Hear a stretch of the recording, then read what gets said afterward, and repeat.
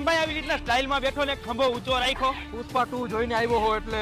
બસ જોયા એકલા એકલા? હા તો એમાં રાહ કોઈની થોડી જોવાની હોય? અરે ફિલ્મમાં પુષ્પાની ફાઇટિંગ તું જો, એની એન્ટ્રી તું જો, અરે જોરદાર હે. બસ ભાઈ હવે મારે તારી વાત નથી સાંભળવી, હજી મારે પિક્ચર જોવા જવાનું બાકી છે. હું તને કહી દઉં ભાઈ, અહીંયા બેઠા બેઠા ભાઈ ઉભો રે, એમ એક નવો ડાયલોગ આવ્યો હે, હરગીઝ ઝુકેગા નહીં સાલા. અરે ભાઈ ગાડીમાં ને હેલિકોપ્ટર લઈને જાય છે ફાઇટિંગ કરવા. પણ ભાઈ મારે હજી પિક્ચર જોવાનું બાકી છે, તું મને કેમાં ને? હું તને બધું કહી દઉં ભાઈ, ને જવું જોવા તારે. અરે પુષ્પા 2 14 દિવસમાં 1500 કરોડ કમાણું છે ભાઈ, હવે તો જોવા જા.